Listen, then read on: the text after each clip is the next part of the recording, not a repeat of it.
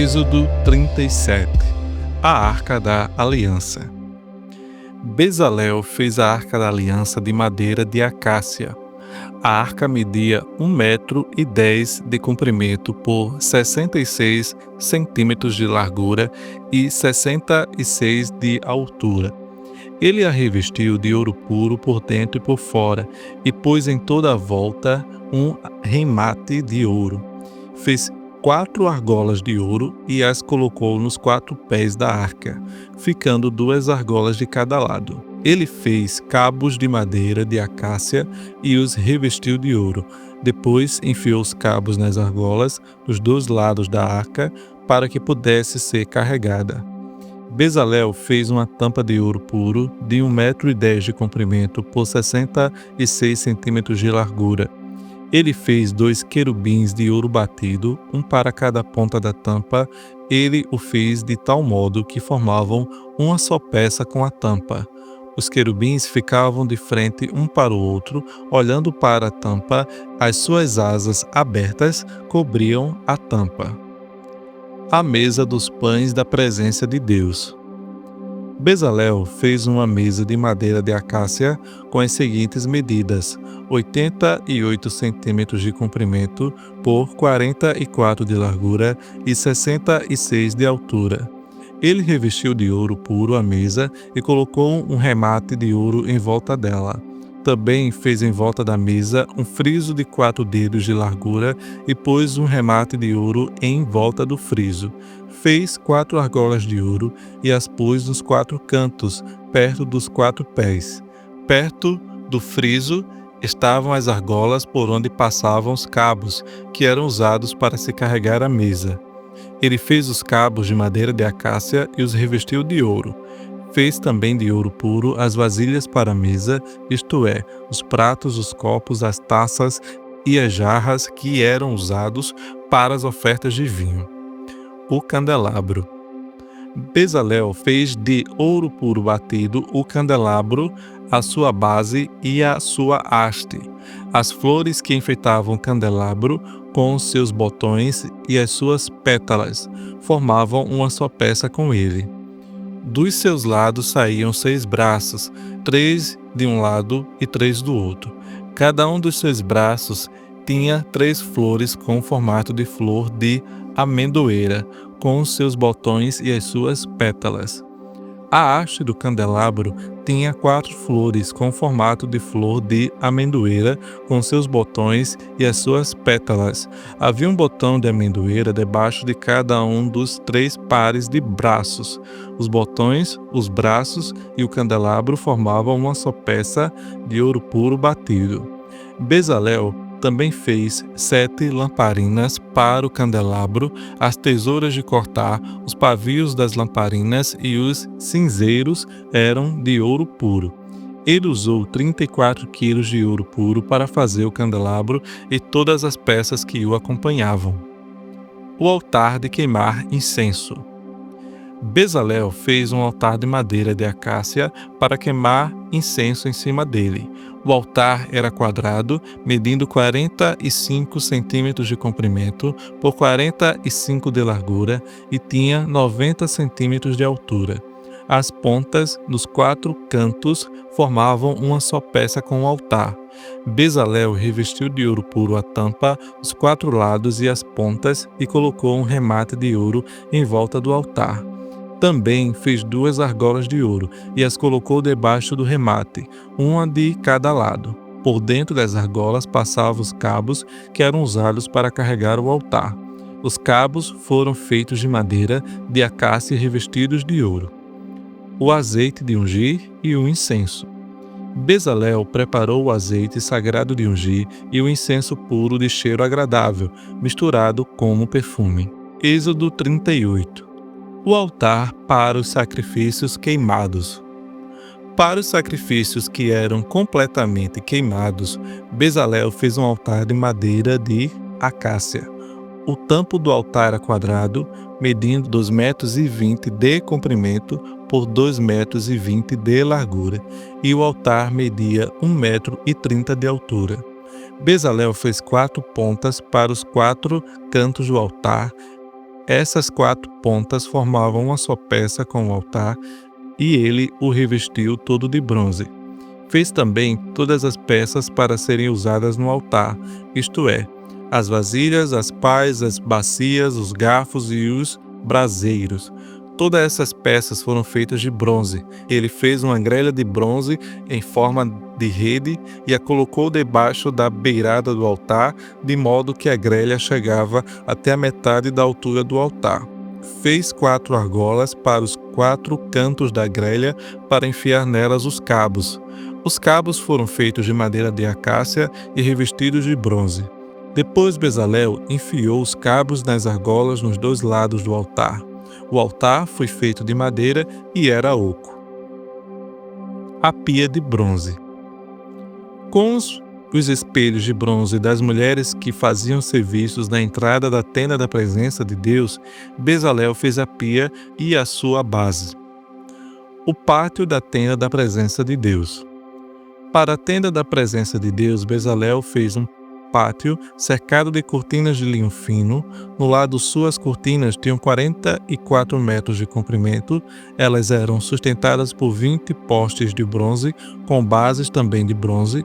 Os ganchos dos postes e os suportes das cortinas eram de prata.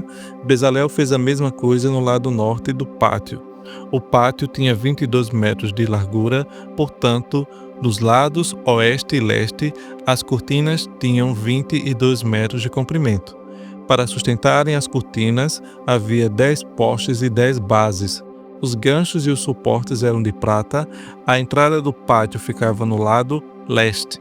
De cada lado da entrada havia cortinas de 6 metros e 60 de comprimento, com 3 postes e 3 bases para sustentarem as cortinas. Todas as cortinas que ficavam em volta do pátio eram de linho fino.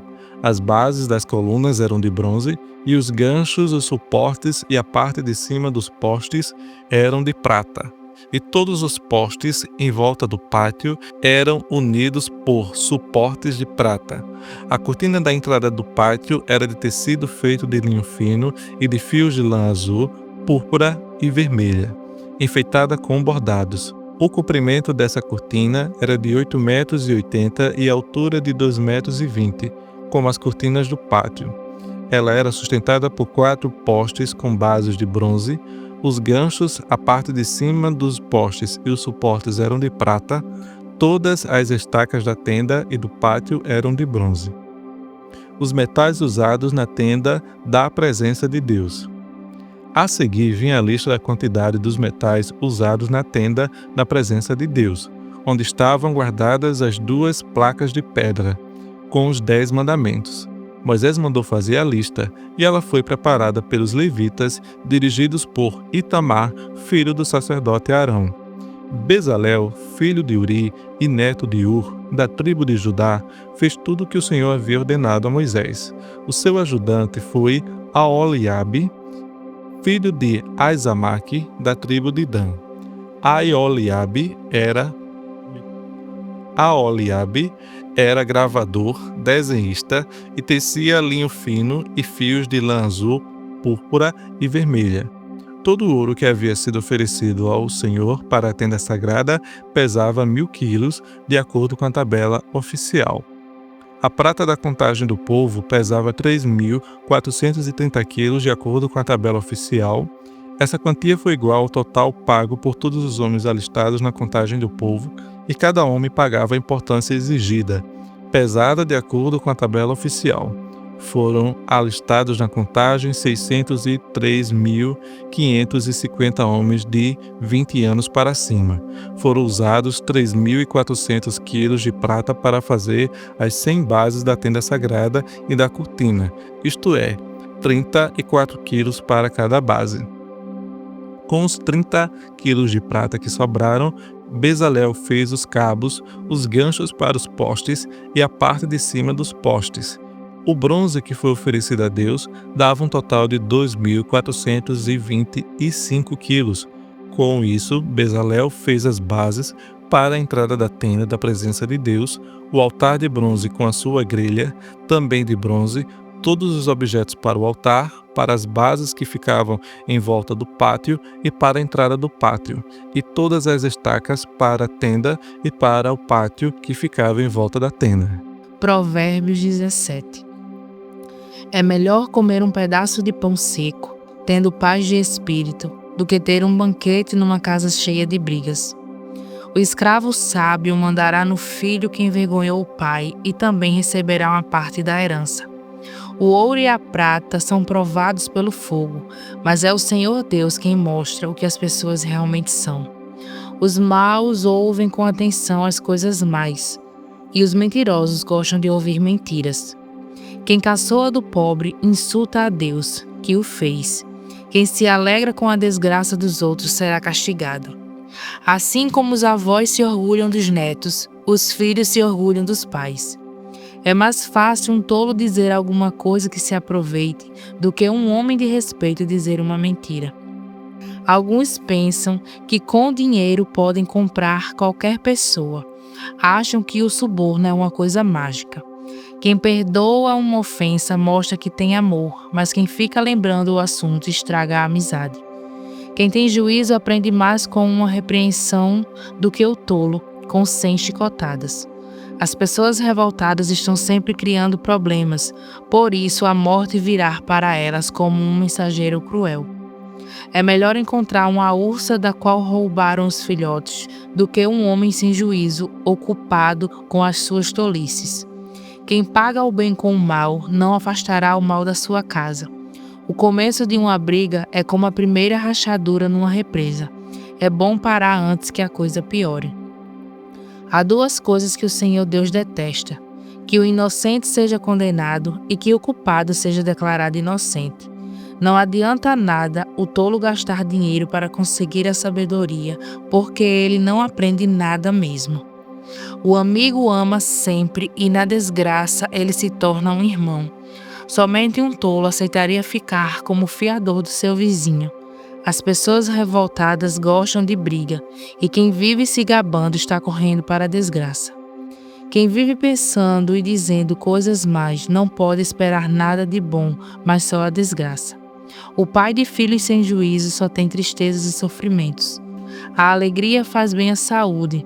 Estar sempre triste é morrer aos poucos. Os juízes desonestos se vendem por dinheiro e por isso são injustos nas suas sentenças. Quem tem juízo procura sabedoria, mas o tolo não sabe o que quer. O filho sem juízo é tristeza para o pai e amargura para sua mãe. Não é bom multar um homem correto, não é certo castigar os líderes honestos. Quem controla as suas palavras é sábio, e quem mantém a calma mostra que é inteligente. Até um tolo pode passar por sábio e inteligente se ficar calado. Mateus 7. O costume de julgar os outros. Não julguem os outros para vocês não serem julgados por Deus.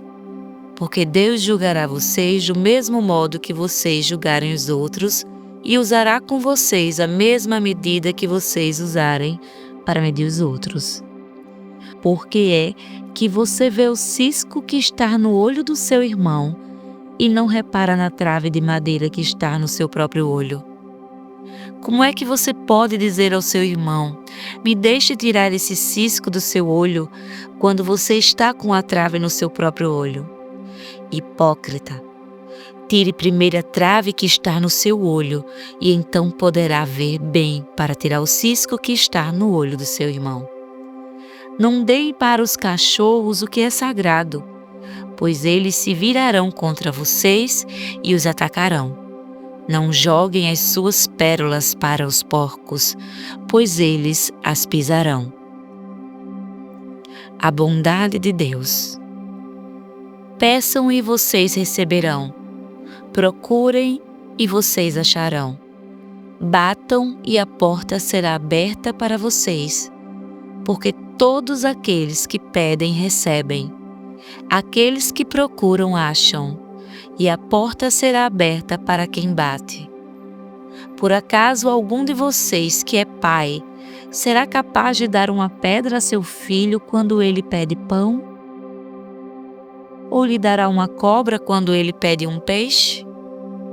Vocês mesmos, sendo maus, sabem dar coisas boas a seus filhos. Quanto mais o Pai de vocês, que está no céu, dará coisas boas aos que lhe pedirem. Façam aos outros o que querem que eles façam a vocês, pois isso é o que querem dizer a lei de Moisés e os ensinamentos dos profetas. Os dois caminhos. Entrem pela porta estreita, porque a porta larga e o caminho fácil levam para o inferno.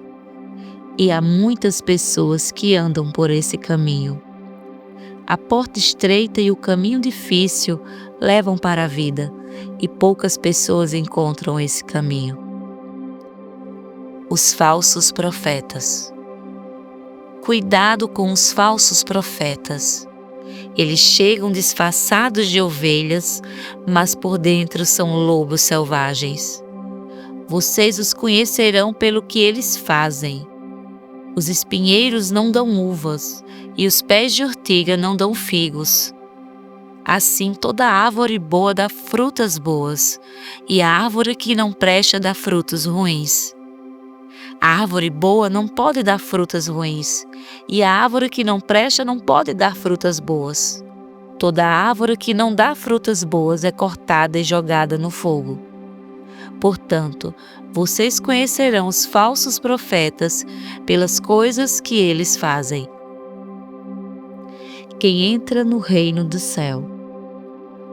Não é toda pessoa que me chama de Senhor, Senhor, que entrará no reino do céu, mas somente quem faz a vontade do meu Pai que está no céu.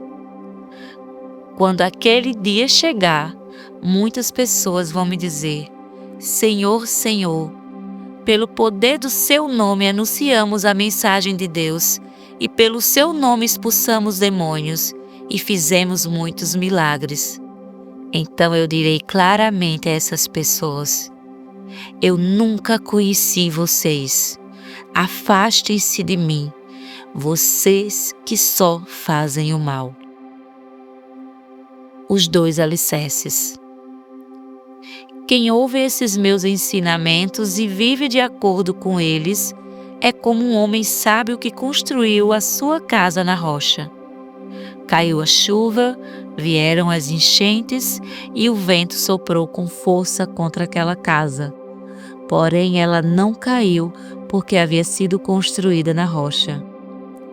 Quem ouve esses meus ensinamentos e não vive de acordo com eles é como um homem sem juízo que construiu a sua casa na areia.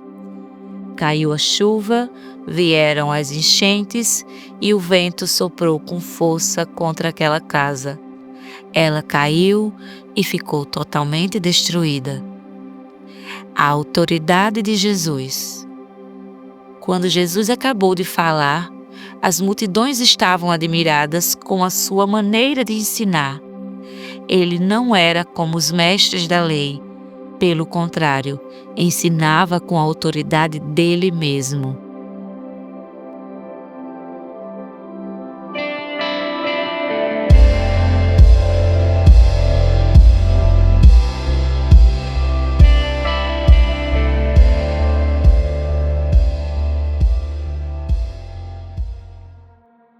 E para terminar o nosso devocional, vamos orar. Querido Deus, eterno Pai, queremos ser como crianças que dependem de Ti. Queremos segurar em Tuas mãos, queremos nos lançar completamente em Teus braços, queremos depender da Tua direção. Pai, que nessa hora Tu possa nos dar direção, nos dar, Senhor Deus, um caminho a trilhar, nos dar uma intenção verdadeira, uma consciência de quem somos, da responsabilidade que carregamos e daquilo que queremos e que possamos ser em Ti. Deus, que possamos cada vez mais nos atentar em ler a Tua Palavra, em meditar naquilo que o Senhor tem para falar aos nossos corações, entender os Teus planos, os Teus propósitos, e se há, Deus, nesta hora, alguém perdido, alguém sem direção, ou alguém, Pai, que não sabe o que fazer, que o Teu Espírito Santo possa trazer clareza, trazer certeza, trazer uma fé suficiente para que possamos crer no milagre, crer no impossível, crer além das nossas circunstâncias, das nossas capacidades e crer que o Senhor nos chamou para um propósito. Não importando quem somos, de onde viemos, qual é o nosso grau de instrução, qual é a nossa capacidade financeira, mas que possamos crer que o Senhor vai fazer aquilo que o Senhor já determinou desde a eternidade. E ninguém poderá impedir o que o Senhor tem para fazer nas nossas vidas. É assim que nós declaramos, em nome de Jesus. Amém.